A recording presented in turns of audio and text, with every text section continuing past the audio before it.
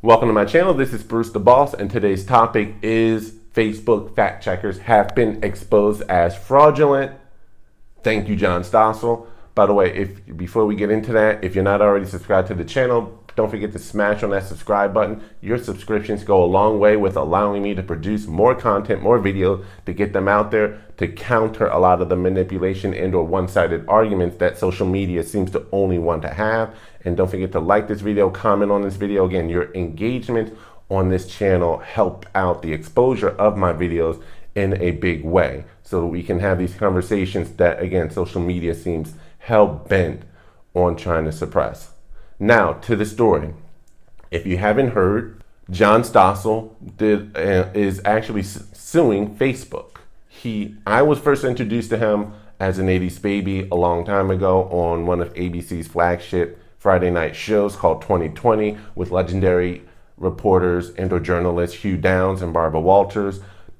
John Stossel was added to that program and or show. I would say in a lot of ways he introduced me to libertarian concepts and or ideas at a time when I was always told there was either only Democrat or Republican, liberal or conservative ways of thought and or thinking. So thank you, John Stossel, for letting me know that there is more than just two ways of thinking. But I digress. He did a story a while back on climate change and its effect on the globe and or certain truths. And he did interview a lot of meteorologists and climate scientists regarding it, offering a different perspective than the doom and gloom near extinction level situation that we're been reported to be in and or vastly approaching. And Facebook smeared him by claiming to use one of their independent fact checkers, which, by the way, if you didn't know, they use a liberal bias group called Pointer, but they still try to claim to be independent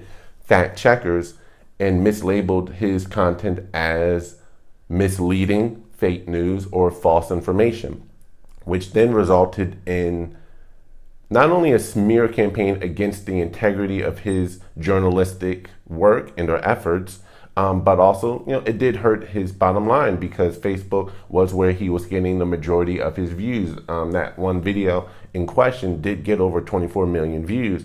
And after that, they started attacking his content and their material to then start shadow banning his content from that point on. And he was not getting those same numbers thereafter, not because of the quality of his content, but because Facebook was shadow banning. Now, as he said, Facebook has the right to promote and or push whomever they want on their platform. They are a private company and they can do what they want. But what they don't have the right to do is to lie about another person to achieve those goals. It's all about character and the assault on his character. So he sued them. And when they couldn't get the case, and keep in mind, he tried to avoid this. He tried to reach out to Facebook headquarters and or execs and anyone behind the scenes to try to appeal the decision and or the labeling, and got nowhere. So he had no choice to defend his journalistic integrity.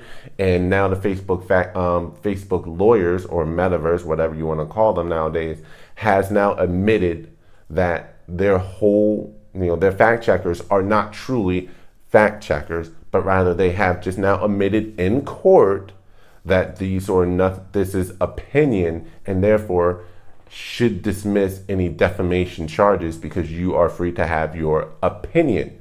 Problem is, that's not how Facebook presents themselves or presents this Pointer Group agency. They are presenting them as independent fact checkers, people who should not have an opinion one way or another, but rather basically solely on facts. As someone once famously said, facts don't care about your feelings and should never care about your opinions and or feelings. The facts are facts.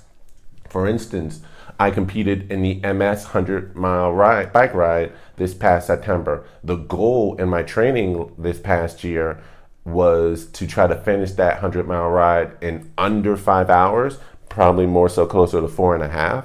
I wound up finishing in about 5 hours and 18 minutes. And as much as that disappointed me and my feelings, I wanted to be under 5 hours, but I wound up getting a cramp early on due to an improper stop at the 14-mile marker when I had to come to an immediate stop to pick something up that I had dropped. And that stop just caused cramping from that point on. So I pretty much rode for like 84 miles with bad cramping in my thighs, which sucked. But fact is, I didn't finish as fast as I thought. I have to make sure I do better. The fact is, I didn't do what I wanted to do. Fact is, I didn't do as great as I thought I would. That's what facts are. But Facebook is admitting, you know what, this group, the Pointer Group, is not a fact-based group. They are an opinion-based group, is what they're claiming in court, but that's not how they're presenting themselves. And here's the problem with that. For years, if not a decade, they've been presenting this fact-based group or fact checkers as arbiters of truth to try to stop misinformation, when the truth of the matter is, it seems as though they themselves are the biggest purveyors of misinformation by presenting themselves to be independent, unbiased purveyors of what is true, what is not true. They are in a way manipulating those who follow and or use the platform, so that if they start labeling something as misleading or misinformation for the sole purpose, not based on the content, but rather based upon the political leaning and or position taken, they are presenting their argument or presenting it to anyone else who sees those articles as, you can't trust this. Even though all of their fact checkers or fact checks are going against one side of the argument. And that's pretty much anything that's not a far progressive leaning position and or conclusion. Therefore, leading the millions of people who use the platform and may be exposed to some of these sites to think, okay, I can't trust this source. And that only leaves content or sources, material, information that supports the argument one way. And then no wonder you get so many people around the world that are, I guess you can say, submitting to one frame of thought or to one position and or one outlook. That's why you get so many people just complying to a lot of these mandates and or orders, because the only information that they're allowed to see and or seeing that is going unchallenged is leaning towards one way, towards one perspective. And if you had true independent thought, you might be seeing a lot of the pushback. But in order to control the population, you need to control what they think. You need to control what they see, what they hear, and then destroy anything else as not being credible. So this is a big win in, I feel as though, the age of Aquarius, in exposing a lot of the lies and exposing a lot of the corruption. Big tech has the right, again, to promote whatever they do and don't want to put on their platforms. Problem is, again, is the misframing of the contrary arguments and or information that is out there, the other perspectives and or individuals. So this is a big win for the truth and or exposing what is and isn't. Again, Facebook free to do what they want, but what they shouldn't be free to do is to misrepresent themselves and or certain agencies. So if they want to label something as, well, they can't even call it fact checking anymore. They can say, we do not agree with this, or this goes against our community guidelines, which is what they're famous for doing. Just leave it at that. Do not try to present it, however, as this is not factual, when really this is just your opinion of what you do or do not agree with. That's a much different argument to have. So that's the video. Again, exposing the lies, exposing the quote unquote fact checkers. So next time someone tries to come at you and say, haha, this has been proven misleading or misinformation, we fact checked it. No, you just did a confirmation bias. That's it. That's all. That's what, we can definitely come back at that and say, Facebook has just come back and admitted in court, much like with the Project Veritas versus New York Times piece, which literally the same thing. They, in an effort to smear Project Veritas, try to claim a lot of their video packaging against misinformation, only to be challenged in court and said, oh, by the way, that was just an opinion of that particular journalist, when that was never in the opinion section or presented as an opinion, but rather as a fact, front headline article against them. So same situation here. These are big wins. I always say push back, fight back, know your power, and you will win ultimately in the end. But again, that's the video. Let me know what you think in the comment section below. Again, don't forget to like this video, comment on this video. The truth is getting out there.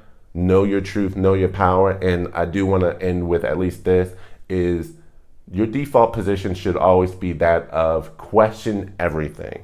Attack it from every position whatsoever. And, whatever position or angle you can attack said thought, fact, or presentation. And if it can survive your attacks and hold firm, maybe that's a position and or a fact that is worth considering and or having. But if your attacks start to cause the pillar to fall, crumble, tilt, then maybe it was a position that was really never worth your time, worth your thought. That should always be your default position. Challenge everything, do your research.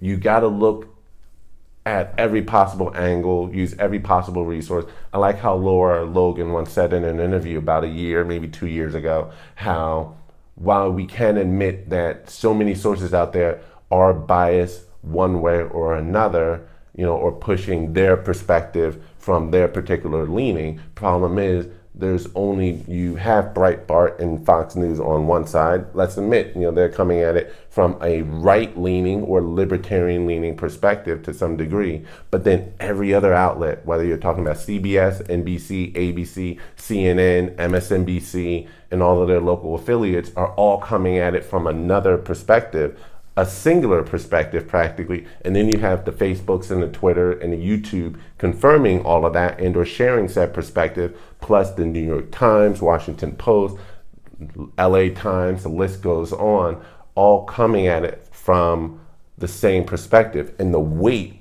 of that perspective convinces individuals that this must be true or this must be the way things are.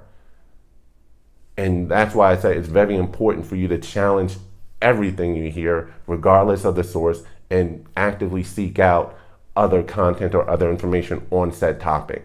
Definitely want to encourage that in order to come to whatever conclusion you decide to reach. This is Bruce the Boss. Again, don't forget to like this video, comment on this video, subscribe to this channel, and I am out. Peace.